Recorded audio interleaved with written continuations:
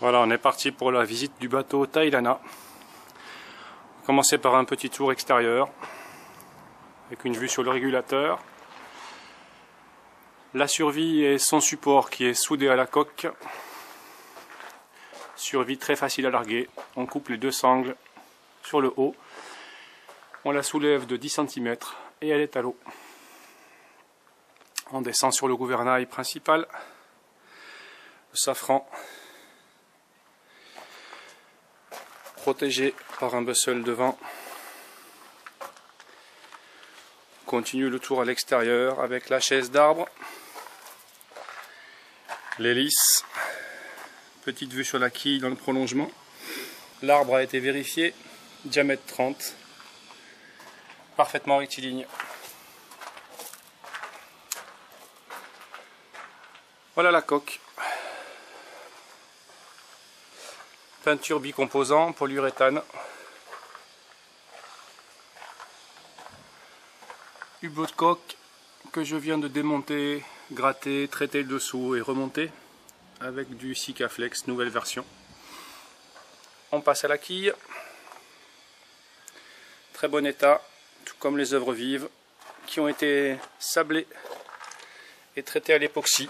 4 couches, il y a 2 ans maintenant. Tout cela est en très bon état, comme vous pouvez le voir. Au point blanc que vous voyez en bas, là, c'est l'une des 2 sorties de la baille à mouillage, une des 2 évacuations d'eau de mer. L'avant, on peut distinguer l'ancre et tribord.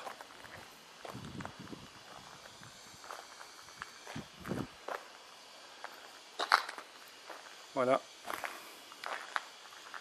Là aussi en très bon état, aucun problème, ni d'aspect, ni de corrosion.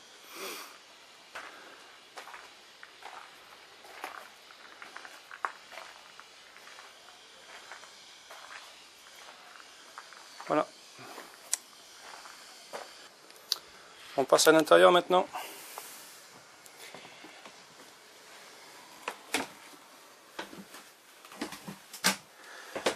Comme vous pouvez le remarquer, ici on a un très bel espace au niveau de la descente. Une dame aux Antilles nous a même dit que c'était carrément une piste de danse. Pour vous dire la place qu'on a, on peut se croiser sans problème. Sur bâbord, donc la table à cartes avec la VHF AIS, le Navtex, le GPS Furuno GP32, le Merveille, le gestionnaire de batterie, l'accès à la pompe de cale, le cache du tableau électrique, le tableau électrique, aucune corrosion, tout fonctionne parfaitement, le plan du tableau électrique. Devant cette table à cartes, on a le placard à cirer avec un petit vide-poche sur son dessus, au pied duquel j'ai installé la glacière à compression. C'est le frigo du bord. Aucun problème, 15 ampères à la journée. Devant, on a une banquette 2,20 m, une autre banquette de 2 mètres et une autre de 2,20 m qui nous permettent de faire le tour du carré. Des rangements. Une petite vue sur le libreton à l'avant, on va y aller un peu plus près. Sur la gauche, la partie bibliothèque sur bâbord. Et sur tribord, les rangements pour les vivres.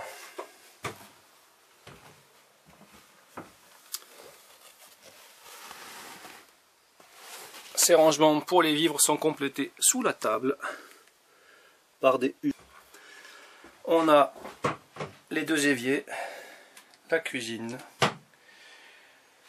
une ancienne glacière qui est ici, qui sert en fait de rangement, un grand coffre,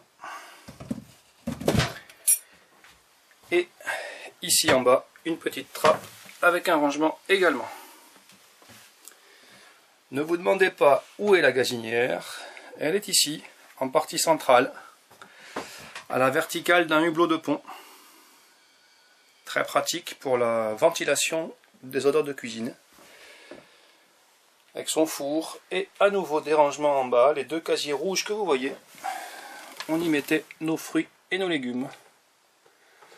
Et très grand lit, plus de 2 mètres de longueur, rangement sur les côtés. Et évidemment, accès dessous avec rangement également. Un plancher au hasard. Comme vous pouvez le voir, hormis quelques petites miettes et quelques poussières, les fonds sont en très bon état. On passe à côté. Toujours des fonds en très bon état.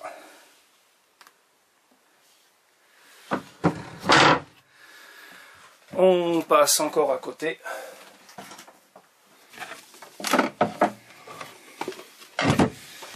Et on découvre encore une fois des fonds en très bon état. Alors la partie blanche c'est la partie que j'ai traitée il y a 2 ans et la partie noire c'est la partie que je n'ai pas traitée. La partie rouge étant un petit traitement d'appoint.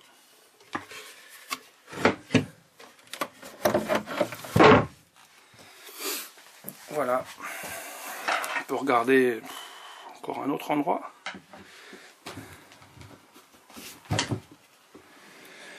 Accès à la batterie supplémentaire de service, à la pompe de cale et à nouveau des fonds qui sont en parfait état comme vous pouvez le voir. Le WC, des rangements, c'est un système Lavac.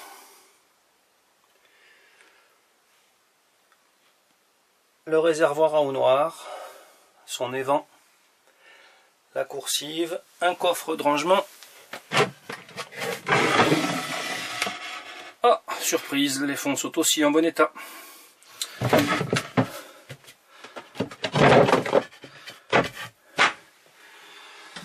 La coursive qui amène à la cabine arrière. Il faut passer à 4 pattes. Attention au circuit de 120 volts et au chargeur. Une petite niche où je mettais ma boîte à outils, ma boîte à vis, etc. qui fait face à la partie atelier.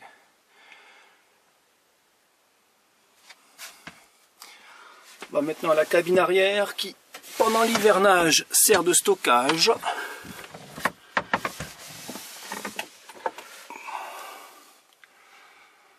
Voilà, elle est encombrée. Je vous mettrai donc une photo de la cabine qui n'est pas encombrée.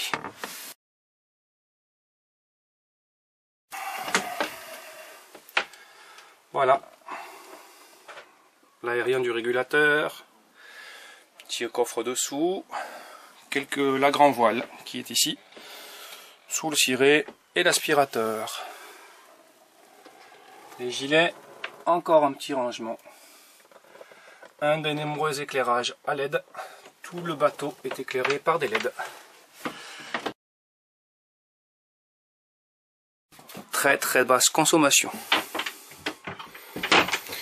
Voici maintenant les rangements sous la table à cartes. Pour les cartes et le petit coffre à trésor. Vous pouvez voir un extincteur et l'appareil bleu, un convertisseur pur sinus de chez Victron. Donc pour accéder au pont, on va passer par le cockpit. Plutôt grand, 2 mètres de longueur.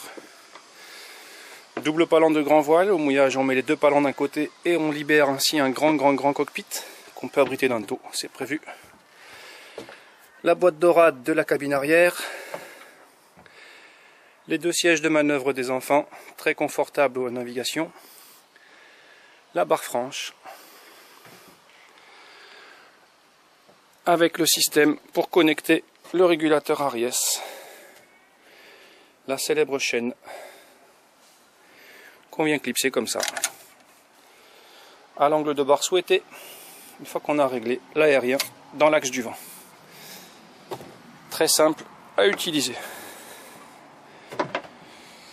Un des 2 winches Setteling Arcane 48, c'est marqué dessus. Pour les écoutes de génois, le bâbord,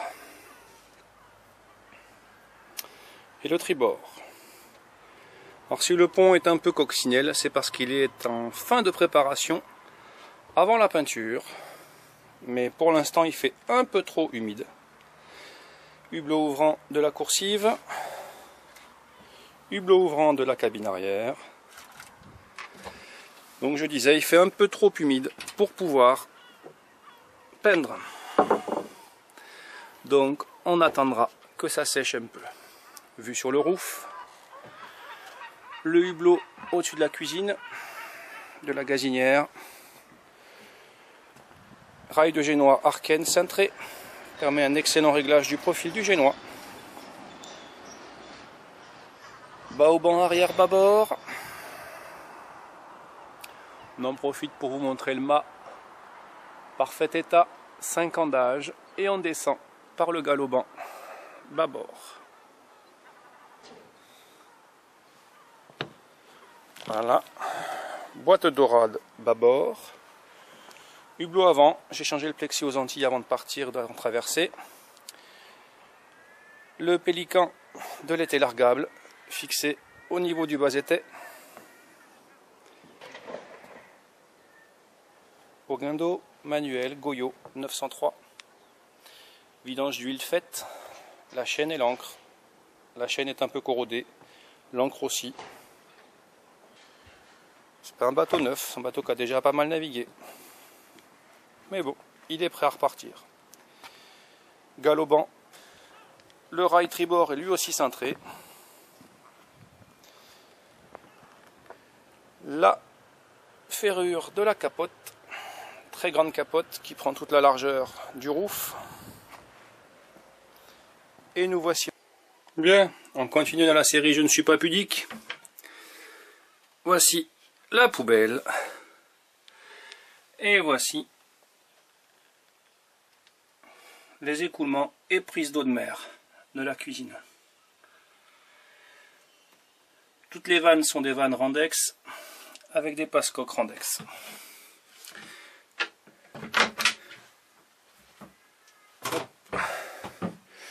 La descente est enlevée, on va pouvoir en profiter pour jeter un œil au régulateur de charge MPPT qui régule la charge des panneaux solaires, au moteur, préfiltre à gasoil, boîte à eau, alternateur, vilebrequin, pompe à eau de mer.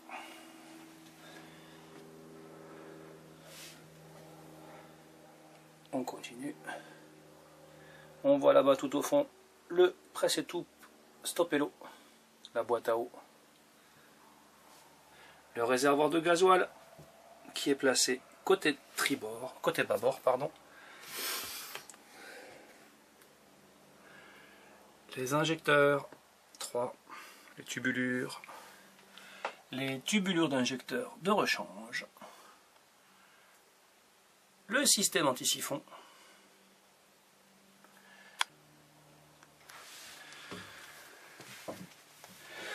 batterie de service en jaune, batterie moteur en noir, le Syrix, coupleur séparateur automatique intelligent, sans perte. Côté coursive, le second accès pour le moteur. On peut accéder facilement à l'inverseur, à la boîte à eau, au presse-étoupe, au filtre à gasoil et au niveau d'huile, la jauge à huile. Voilà, cette fois-ci, je pense qu'on a à peu près fait le tour.